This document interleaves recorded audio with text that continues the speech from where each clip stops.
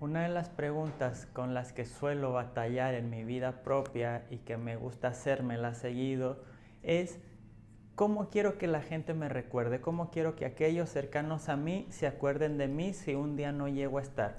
Y te invito a que te hagas esa pregunta también. ¿Cómo quieres que la gente te recuerde?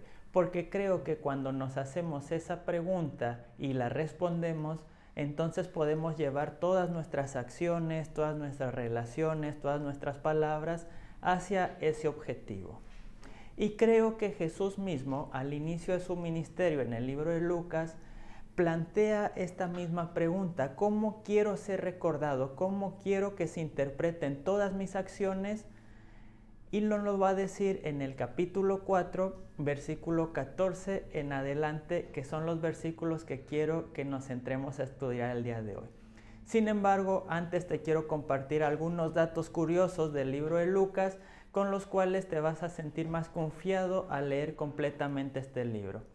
En primer lugar, es imposible saber quién es el autor del Evangelio. Si bien la tradición lo ha identificado con Lucas, el médico amado, realmente el Evangelio ni el libro de Hechos, que es el mismo autor, nos dice específicamente quién es el autor o quién puede ser este Lucas. En segundo lugar, el libro se escribe en un contexto donde la iglesia cristiana está en gran peligro de división. Por un lado está el grupo más judaizante que todavía intenta cumplir sacrificios, que todavía intenta ir al templo, etc. Y por el otro lado está un grupo de los cristianos gentiles que dicen los sacrificios, el templo, la ley ya no son necesarios. El Evangelio se escribe para evitar que esta división, esta ruptura termine con la iglesia cristiana. Y en tercer lugar, el Evangelio de Lucas es el evangelio más neumatológico de los 4 evangelios que tenemos. Es el evangelio que más importancia y más preponderancia le da a la obra del Espíritu Santo, tanto en la vida de Jesús como en la vida de los demás. Tanto que para el capítulo 4 que leemos hoy, ya el Espíritu Santo ha anunciado el nacimiento de Jesús, ha descendido sobre María, ha descendido sobre Juan el Bautista, ha descendido sobre el mismo Jesús en su bautismo, lo ha llevado al desierto a Jesús, lo ha hecho soportar las pruebas en el desierto, lo ha sacado del desierto, lo ha traído a Galilea y ahora lo tiene en Nazaret.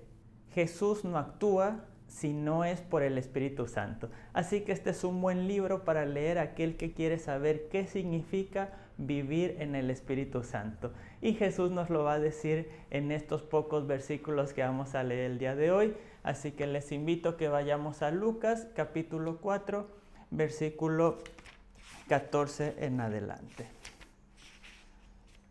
Dice así: Jesús volvió a Galilea llevado por la fuerza del Espíritu, y su fama se divulgó por toda esa región. Enseñaba en las sinagogas de ellos y era elogiado por todos. Fue a Nazaret, donde se había criado, y según su costumbre entró un sábado en la sinagoga y se puso de pie para hacer la lectura. Le entregaron el volumen de Isaías, el profeta, y al desenrollarlo encontró el texto donde estaba escrito: El Espíritu del Señor está sobre mí, porque me ha ungido para anunciar la buena noticia a los pobres, me ha enviado a proclamar la liberación a los cautivos y la vista a los ciegos, a dejar en libertad a los oprimidos y a proclamar el año de gracia del Señor. Cuando enrolló el volumen, lo entregó al ayudante y se sentó. Todos en la sinagoga lo miraban con atención y comenzó a decirles: esta lectura que acaban de oír se ha cumplido hoy. Jesús en este evangelio, en estos versículos, dice: todo mi ministerio está definido por estas 5 cosas. ¿Y cuáles son las 5 cosas que definen el ministerio de Jesús, que definen la llenura y la permanencia del Espíritu Santo en Jesús? En primer lugar, dice: vine a dar las buenas noticias a los pobres. En segundo lugar, vine a declarar la libertad a los que están encarcelados. En tercer lugar, vine a dar vista a los ciegos. En cuarto lugar, vine a decir que son libres los oprimidos. Y en quinto lugar, vine a declarar el año de gracia de nuestro Señor. Estas son las 5 cosas que definen el ministerio de Jesús, las 5 cosas que definen todo lo que va a ser la vida de Jesús, y nosotros nos podríamos preguntar, ¿son las 5 cosas que definen nuestros ministerios, que definen nuestras iglesias y que definen nuestras vidas? ¿Cómo podemos aplicar estos 5 principios de Jesús hacia nuestras vidas y hacia nuestros ministerios? En primer lugar, dice el texto, vine a dar buenas noticias a los pobres. ¿Qué buena noticia damos a los pobres en nuestras iglesias? ¿Qué buenas noticias da nuestro evangelio a la gente que es menos afortunada que muchos?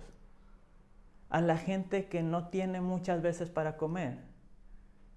Y muchas veces la buena noticia que hemos sido capaces de dar es: no te preocupes, que si te mueres vas a ir al cielo y ahí vas a disfrutar.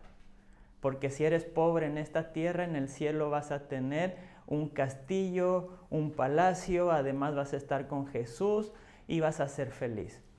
Sin embargo, en el mensaje de Jesucristo dice: hoy se cumple esta palabra.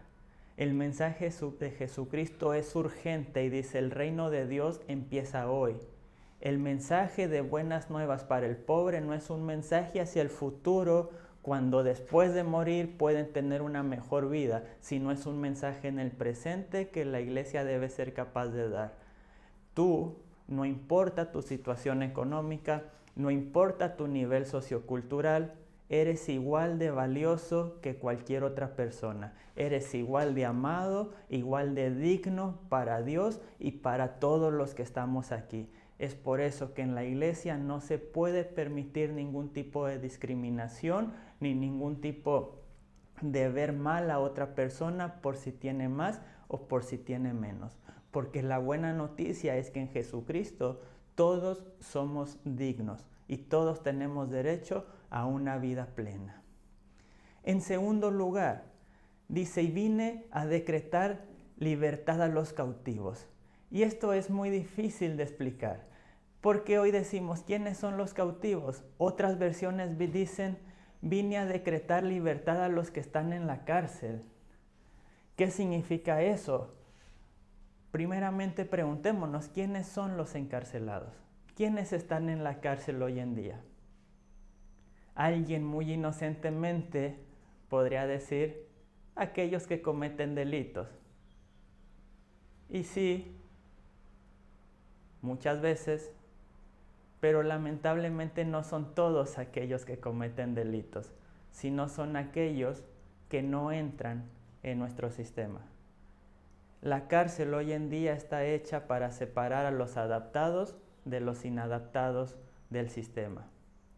Y como iglesia tenemos que ser representantes de la gracia de Jesús. Javier Picasa, en su libro El Camino de la Paz, dice la siguiente frase: la iglesia no es representante de la justicia civil, ni está al servicio del orden del sistema, sino que es la expresión, la encarnación de la gracia de Dios y de la utopía del reino. ¿Qué podemos hacer como iglesia para los que están en la cárcel? Pensemos en lo que hacía la iglesia primitiva. En primer lugar, ofrecía el perdón a aquel que había pecado. En segundo lugar, iniciaba un proceso de transformación y de restauración en el que, en tercer lugar, la comunidad iba participando en el proceso. No se separaba completamente al pecador, sino que la comunidad seguía ayudándole en el proceso de transformación. Y en cuarto lugar, se hacía una reconciliación pública donde todo el mundo podía ver y observar que esta persona ya no era más alguien digno de estar en la cárcel, sino que era alguien completamente igual a todos sus hermanos. En tercer lugar, Jesucristo dice: vine a dar vista a los ciegos. Y Jesucristo lo hacía en los evangelios de manera literal. Y uno va a decir: esto no lo puede hacer la iglesia, no podemos dar la vista a aquellos que están ciegos. Pero en el texto bíblico, estar ciego siempre es sinónimo de no poder ver las bendiciones de Dios, de no poder ver porque estamos llenos de oscuridad. La iglesia está llamada a ser la luz que quita la oscuridad que hay en las tinieblas de este mundo. Cuando vamos por el barrio, cuando vemos gente que no puede vivir una vida plena, en realidad están ciegos a la posibilidad que les da Jesús de vivir mejor, a la posibilidad que les da Jesús de ser dignos, de considerarse dignos, de crecer, de poder salir de esas tinieblas donde viven. Los primeros ciegos que necesitamos recuperar la luz somos nosotros. Porque muchas veces como iglesia somos ciegos a la realidad social, a las injusticias sociales que existen alrededor nuestros, y al espiritualizar todo, no vemos lo que pasa delante de nuestras narices. Si queremos dar vista a los ciegos, primero tenemos que abrir nuestros propios ojos. Y por último, en cuarto lugar, dice Jesús: vine a liberar a los oprimidos. Y esta es una palabra que en Latinoamérica ha hecho mucho ruido, porque es un mundo lleno de oprimidos. La mayoría está oprimido, mientras que pocos son los opresores. Y sin embargo, el sistema se mantiene. Y la iglesia muchas veces ha sido copartícipe y ha cooperado con estos pocos opresores para que siga el pueblo oprimido. ¿Cuál es el trabajo de la iglesia? El trabajo de la iglesia es denunciar injusticias. El trabajo de la iglesia es trabajar juntos y, si es necesario, junto con asociaciones civiles, para poder traer una mejor vida a todas estas personas que han o hemos sido oprimidos por el sistema que solo beneficia a algunos pocos. No se trata de hacer partidismo, pero el evangelio es completamente político. Y por último, Jesús dice: vine a declarar un año de gracia del Señor. En este año de gracia, el jubileo era un año donde los esclavos eran liberados, donde las deudas eran perdonadas, donde se regresaban las tierras a sus dueños originales. Era un año de completa fiesta para el que está oprimido. Claramente no es una fiesta si a mí me deben dinero y yo tengo que perdonar eso. No es una fiesta si yo tengo esclavos y los tengo que liberar. No es una fiesta si yo tengo tierra que he conseguido a base de quitar, a base de robar, a base de defraudar a mis hermanos y se las tengo que regresar. Eso no es una fiesta para mí. Eso es una fiesta para aquel que ha sido decepcionado por el sistema. El evangelio tiene que ser una fiesta para aquel que está sufriendo el día de hoy. El evangelio tiene que ser paz y tiene que ser alegría para aquel que hoy no está viviendo la vida que Dios tiene preparada, porque el evangelio le está diciendo: este es el año, tú tienes dignidad, tú eres amado, tú puedes salir adelante. Pero a la iglesia nos dice: este es el año de gracia del Señor. ¿Cuántos tienen esclavos? Libérenlos. ¿Cuántos se han hecho ricos a través de endeudar a sus hermanos? Perdonen las deudas. ¿Cuántos han oprimido? Dejen de hacerlo. Jesucristo quería que lo recordaran por ese mensaje. A la iglesia de Jesucristo la recordará el mundo por dar ese mensaje de amor, de gracia y de liberación. Pero no solamente es lo que Jesucristo dice, sino lo que no dice. Porque Jesús está leyendo el mensaje de Isaías capítulo 61, versículo 1 y 2, y lo invito a que lo leamos en el libro original de Isaías. Y en el libro de Isaías dice lo siguiente, capítulo 61, versículo 1 y 2. El Espíritu del Señor Dios está sobre mí, porque me ha ungido el Señor para traer buenas nuevas a los afligidos, me ha enviado para vendar a los quebrantados de corazón, para proclamar la libertad a los cautivos y liberación a los prisioneros, para proclamar el año favorable del Señor y el día de venganza de nuestro Dios, para consolar a todos los que lloran. Si ustedes se fijaron, claramente no hay una cita exacta la que hace el libro de Lucas, pero el Señor para de leer justamente antes de decir el día de venganza de nuestro Señor. Porque el Dios que nos presenta Jesucristo no es un Dios de venganza, es un Dios de amor y de servicio. El Dios que debe presentar la iglesia no es el Dios que se va a vengar de los malos, es el Dios que va a perdonar, que va a amar y que va a restaurar a los que están oprimidos.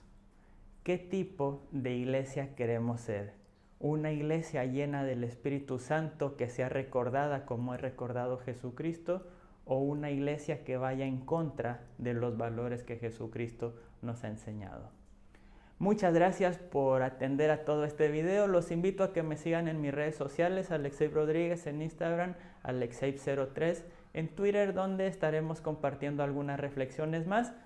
Y también denle like y suscríbanse a este canal. Muchas gracias, bendiciones a todos. Vamos a ver qué tal quedó.